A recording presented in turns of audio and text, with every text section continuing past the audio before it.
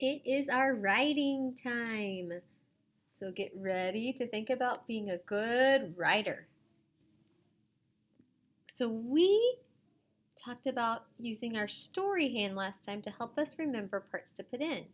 And we had our who was in the story, our where it was happening, our three things that were going to happen, and how we felt about it.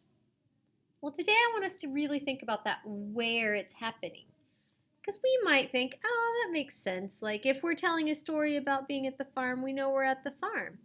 But when other authors and illustrators go through and show where they are, it makes the story that much better.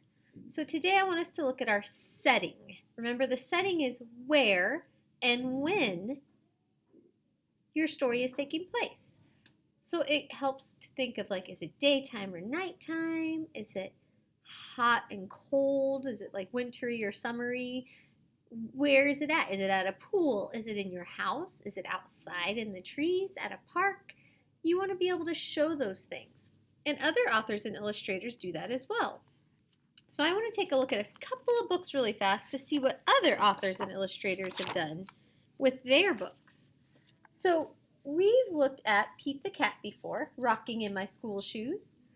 And when we look through to see what James Dean, who is the illustrator, did, we can take a look at this picture and we can figure out pretty quickly, where is he?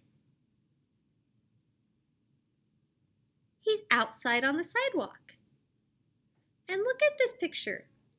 They really took the time to make the whole page shown. They filled in the whole page and they added some details into it. So the sky is in there. It helps us know that it's daytime, so that helps us with our setting. We're able to see the grass. We're able to see the road. We're able to see the sidewalk. There's even some details back here with the houses and things that you can see. And then we can see the bus because that's part of our story too. So when we look at this picture, we can really tell what's going on and where they are. So it's really showing our setting. As we look, similar on this one because he's getting ready to get on that bus. If we look at our next picture, it really shows us where they are now. Is he still out on the sidewalk? No, he's in a classroom. So he's now at school, and we can tell that because we see the chalkboard and the desks. We can see all those things around to help show us where they are. Well, let's look at another book. So this is a Mo Willems book that I really like, and that is not a good idea. So as we look at this book, even as we go through, there's not as many words in this book. He does it a little bit differently, but I still think it does a great job of showing where they are, showing our setting. So if we look again, they use the whole page to show such a great picture. And we can tell that they are like in a city, right?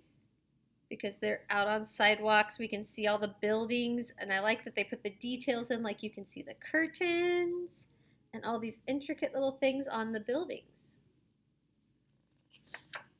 But then it will change.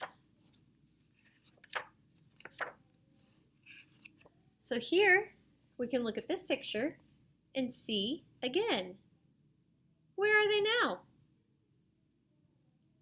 I still can see a city, but now we're walking over a bridge and you can see the water and the little details like the lights and the little bricks. So they really spent their time to draw in all of the houses, all these things to help us feel like we're part of the story by showing all of the setting. And then it keeps going.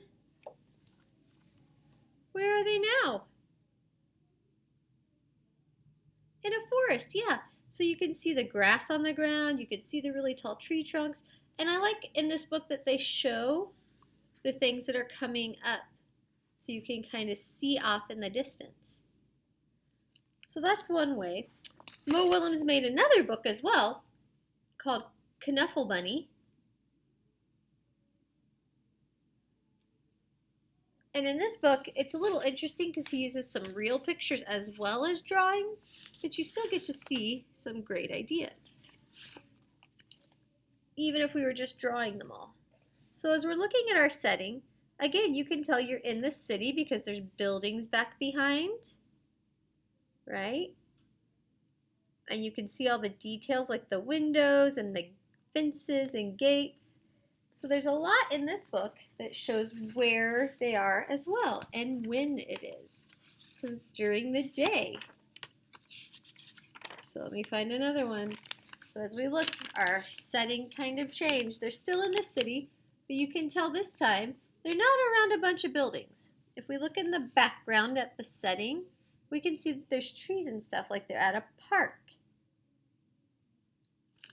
So my task for you today is to go out and as super illustrators, really spend time drawing in a great setting. So drawing in the things that are back in the background, the houses and the trees and the grass and anything else that you can add to help someone really know what that place looks like. Take a picture of your work to send to your teacher. Happy writing!